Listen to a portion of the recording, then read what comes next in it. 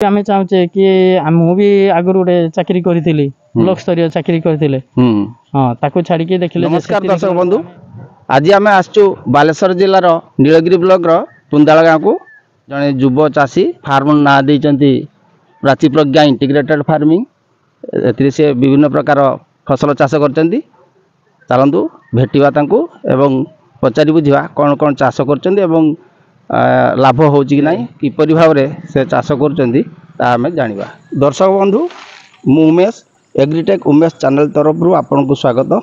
आमे जो एबे जाउचे सही चाषी को भेटिबा को सही फार्म को मु 2 मास पूर्व आस्तिली जदल की पूरा फार्म रे सब प्रकार चाष हेतिला। देखुचंती बा पाखरे देखुचंती आपन सोरस चाष एवं डाण पटरे एपट देखा होची काकुड़ी बंधा कोबी एवं विभिन्न प्रकार पनीपरिया चाष होईची। फूलकोबी मध्य चाष होईची।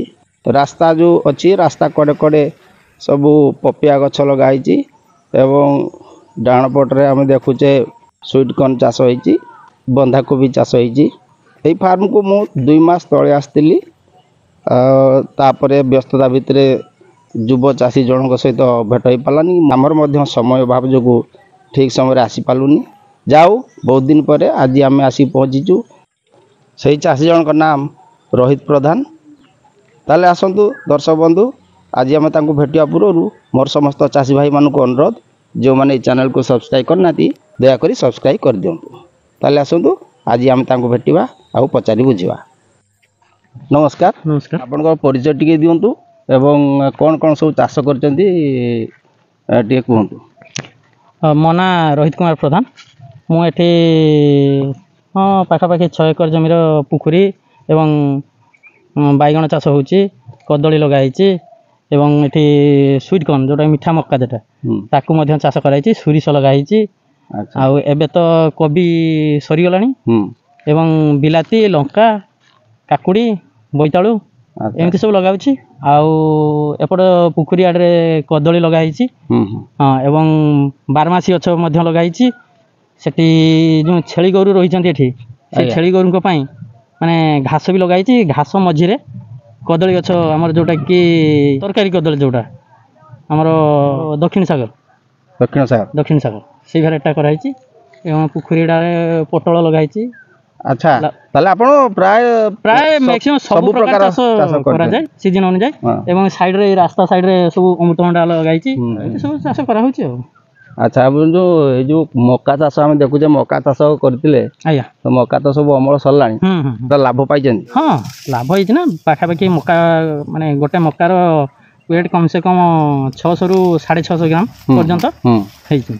अच्छा सोरिस हाँ सोरिस तो आम लगे गोटे एकर। अच्छा गोटे एकर हिसाब पाखापाखि आमर 4 क्विंटाल पाखापाखि माने गोटे 50 डिसमिल ऑलरेडी अमल सरी आ एबे इटा गोटे अछि पंजाब बी वेराइटी ये लगाई ये भी आधा एकर अछि।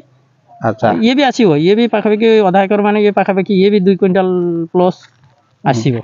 अच्छा आम एठी देखुचे कदली सब एबे बधे लगी जदी। हां हां केबे लगेलेनी ये 15 दिन हला लगाई। 15 दिन लगाई। हां आको आर इंटरक्रॉपिंग जेटा कि हमरो मेथी हाँ इंटरक्रॉपिंग मेथी कदली गछ मझिरे मेथी साग बुंदी मेथी साग बुना होची। अच्छा ता मेथी बुनिवा माने मेथी सागटा भी मार्केट रे माने भलो चाहिदा अछि। आ तापरे एबे हमर कदली मझिरे तो अलगा चाष किछि करियो ना। अच्छा सेति पई आको गोटे इंटरक्रॉपिंग हिसाब रे आको निया हिची।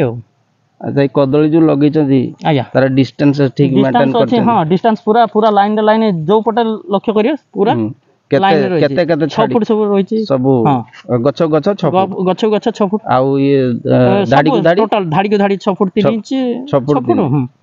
अच्छा एटा को वैरायटी आपण जानि चंपा पाचिला कदली एटा टिश्यू कल्चर गछ ना टिश्यू कल्चर। अच्छा अच्छा अच्छा एपटे आमे देखुचे बैगण गछ सब बैगण चाष करथिले एटा ये किनका कोन अमल देला अमल ये बहुत भलो अछि। ये होची बैसाखी बी वेराइटी हां ये पाखापाखि गोटे वर्ष हे गला एबे तो ही सरी जाछि काली जस्ट छिड़ा सरीछि। हां हां ये गछर गोटे गोटे गछरे लक्ष्य करते गछ डिस्टेंस पाखापाखि 4.5 फुट रहिछि। हां नाली की नाली भी 4.5 फुट। अच्छा अच्छा ନା ବଢିଆ ଚାଷ ତ କରିଛନ୍ତି ହୁଁ ଯେ ବାଇଗଣରେ ଆପଣ କେତେ ଲାଭ ହଁ ପାଉଛନ୍ତି ନା ବାଇଗଣ ଇଏ ପାଖାପାଖି ଆମେ ଏଇ ଏତିକିରେ 700 ଗଛର ପାଖାପାଖି ଲକ୍ଷେ ଟଙ୍କାର ବାଇଗଣ ବିକ୍ରି ସରିଲାଣି। କେତେ ଗଛ ଲଗେଇଥିଲେ? 700 ଗଛ 700 ଗଛ 700 ଗଛରେ ଲକ୍ଷେ ଲକ୍ଷେ ଟଙ୍କା ପ୍ଲସ୍ ଅଛି। ହିସାବ ଆଚ୍ଛା। ସେମିତି ତ ରଖାଯାଏ। ହଁ ତ ମାନେ ପାଖାପାଖି ଆଉ ହୁଁ ଆଚ୍ଛା ଅମୃତଭଣ୍ଡା ବି ତ ବଢିଆ ଲଗେଇଛନ୍ତି ସବୁ ବଡ ବଡ ହେଇଛି ହଁ ଆଉ ଇଏ ଏଇଟା ସବୁ ରେଡ୍ ଲେଡି ଭେରାଇଟି ପରା। କୋଉ variety? Red lady. Red lady. ହୁଁ ଆଚ୍ଛା ଇଏ ବି ଆପଣ ବିକ୍ରି କରୁଛନ୍ତି ହଁ ହଁ କୋଉଠି ବିକ୍ରି କରୁଛନ୍ତି? ବିକ୍ରି ହଉଛି ମାନେ ଆମର ଇଏ ପ୍ରାୟତଃ ବାଲେଶ୍ୱରରୁ ଆସନ୍ତି ବେପାରୀ ଅଛନ୍ତି କିଛି। ହୁଁ ହୁଁ ଆମେ ପ୍ରାୟତଃ ପାଚିଲା ବେଶୀ ବିକ୍ରି କରୁଛୁ। ଆଚ୍ଛା ବାଇଗଣ ଯୋଉ ଆପଣ ବିକ୍ରି କରୁଛନ୍ତି ଆଜ୍ଞା। ଏଇଟା ନିଜେ ନେଇକି ମାର୍କେଟ ଯାଉଛନ୍ତି ନା ନା ନା ନା ବେପାରୀ ଆସିକି ବେପାରୀ ଏଠିକି ଆସନ୍ତି ପ୍ଲସ୍ ଏଇ ଜାଗାରେ ହୁଁ ହୁଁ ଆମର ଗୋଟେ ଯୋଉ ଅଛି ବ୍ୟାନର ଅଛି ଯୋଉଠି ହୁଁ, ସେଇଠି ହୁଁ। ଆମର ଗୋଟେ ଷ୍ଟଲ୍ ଭଳିଆ ଖୋଲାଯାଏ। ହୁଁ ହୁଁ ସେଇଠି ହିଁ ପ୍ରାୟ ମ୍ୟାକ୍ସିମମ୍ ଜିନିଷ ବିକ୍ରି ହେଇଯାଏ। ଆଚ୍ଛା କେତେ ରେଟ୍ ଚାଲିଛି ଏବେ ବାଇଗଣ ବିକୁଛନ୍ତି? ବାଇଗଣ ଏବେ ନାହିଁ, ଏବେ ରେଟ୍ କମିଯାଇଛି ପୁରା ଆସି 15 ଟଙ୍କା ଭିତରେ ରହୁଛି ମାର୍କେଟ। ଫାଷ୍ଟ ଯେତେବେଳେ ବାହାରିଲା ଫାଷ୍ଟ କେତେ? ଯେତେବେଳେ 40-50 ଥିଲା 40-50 ତାହେଲେ ସେଟା ଭଲ ଲାଭ ହେଇଛି। ସେତେବେଳେ ଲାଭ ହେଇଥିଲା। ଏଇ 15-20 ଦିନ ହବ କଟିଛି ରେଟ୍। ଆପଣ କହୁଥିଲେ କଣ ଗଡିଆ ଅଛି? ହଁ କଣ? ଗଡିଆ ହଁ ଦୁଇଟା ପୁରା କମ୍ପ୍ଲିଟ୍ ଅଛି। ପୋଖରୀ ହଁ ଆଉ ଗୋଟେ ସେପଟେ ଚାଲିଛି ତିଆରି ଚାଲିଛି। ମାଛ ଛାଡିଛନ୍ତି? ହୁଁ ଆଚ୍ଛା ଆଚ୍ଛା ମାଛ ଛଡା ହେଇଛି ସବୁ ଚାଲିଛି। ମାଛ ଏବେ ଛାଡିଛନ୍ତି ନା ଆଗରୁ? ନା ନା ନା ନା ମାଛ ଛଡା ଗଲେଣି, ଆଗରୁ ଛଡା ହେଇଥିଲେ। ହୁଁ ହଁ ଏବେ ଆଉ ମାଛ ଧରି ନାହାନ୍ତି? ଧରା ହିଁ ନାହିଁ, ଏବେ ହିଁ ତାକୁ ଗୋଟେ ଶୁଖେଇବା। ଆପଣ ତ ଭଲ ସବୁ ପ୍ରକାର ଚାଷ କରୁଛନ୍ତି ଆଉ ଲାଭ ମଧ୍ୟ ପାଉଛନ୍ତି।